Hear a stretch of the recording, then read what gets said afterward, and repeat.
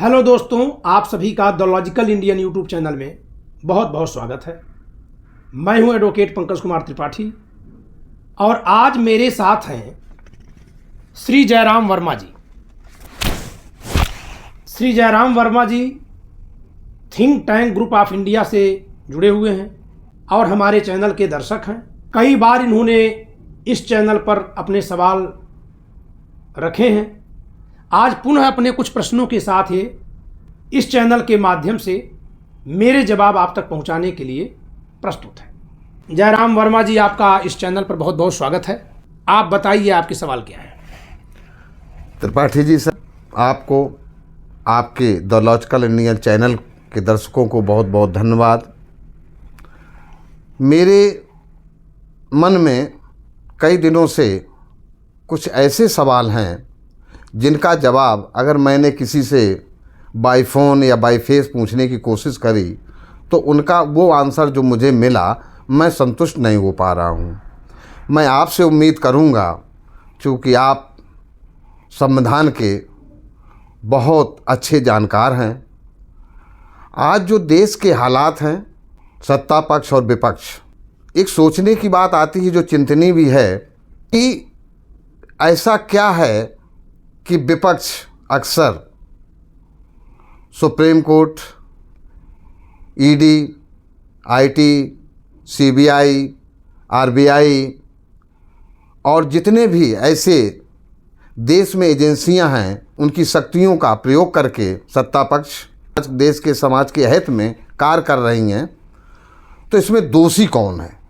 जयराम जी, आपका सवाल जहां तक मैं समझ पाया वह यह है कि विपक्ष को संस्थाओं के कार्यों के लिए किसे जिम्मेदार मानना चाहिए, उन संस्थाओं को, उन एजेंसियों को या सरकार को? यही पूछ रहे हैं आप? जी हाँ। जितनी एजेंसियां हम देख रहे हैं इनमें दो तरह की एजेंसियां हैं। वे एजेंसियां जो सीधे सरकार के नीचे काम करती हैं, उसके पूरे नियंत्रण में होती हैं, जिसमें आपका ईडी है, सीबीआई है, इनकम टैक्स डिपार्टमेंट है, आईटी है, गवर्नर्स है। कुछ एजेंसियां ऐसी हैं जो थोड़ी स्वायत्तता लेकर है, जैसे RBI, reserve bank of India है। लेकिन दो ऐसे अंग हैं सरकार के जो बिल्कुल स्वतंत्र हैं। एक है भारत का निर्वाचन आयोग और दूसरा है भारत का सर्वोच्च न्यायालय। जी।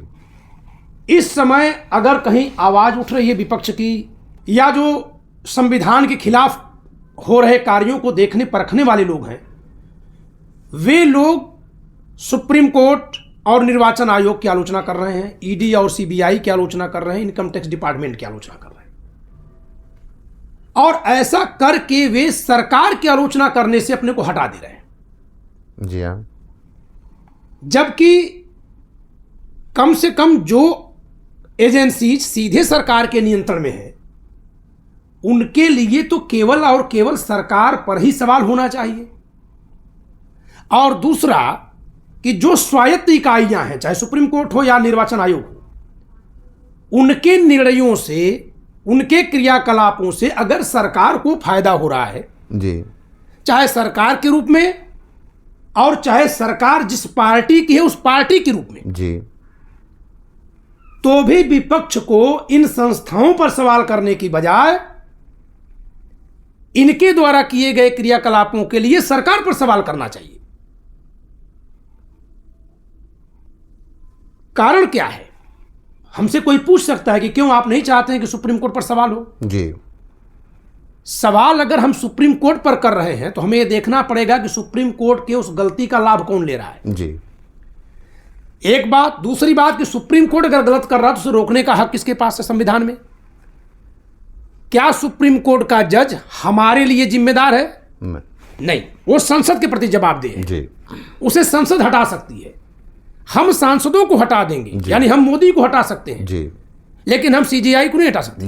यही स्थिति निर्वाचन आयुक्तों की है कि निर्वाचन आयुक्तों को न तो जनता नियुक्त करती है न जनता हटा सकती है जी। तो इनके दोषों पर कौन एक्शन ले सकता है? संसद लेगी जी, पार्लियामेंट में बहुमत किसका? सरकार का जी। विपक्ष हटाना चाह रहा है तो सरकार क्यों नहीं चाह रही है जी। तो जब ये सवाल हम सरकार की तरफ ले जाएंगे कि भाई आप इनको क्यों नहीं बर्खास्त कर रहे हैं, संसद में महाभियोग लाइए, जी, तब इनको जवाब देने के लिए बाध्य होना पड़ जाएगा कि क्या ये सुप्रीम कोर्ट के इस फैसले से सहमत हैं, क्या ये निर्वाचन आयोग के इस फैसले से सहमत हैं। जी। लेकिन विपक्ष क्या कर रहा है, सत्ता के आलोचक लोग क्या कर रहे हैं कि खुद सीधा सवाल उठा करके सुप्रीम कोर्ट या निर्वाचन आयोग पर कर दे रहे हैं। जी हाँ। और इससे सरकार को बच के निकलने का मौका मिल जा रहा है। जी।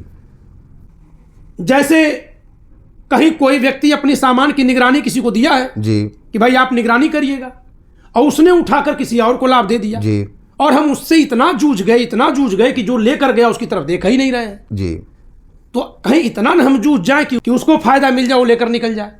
तो इस समय का विपक्ष और विपक्ष के समर्थक बुद्धिजीवी या जो निष्पक्ष बुद्धिजीवी लोग हैं वो लगभग यही कर रहे हैं।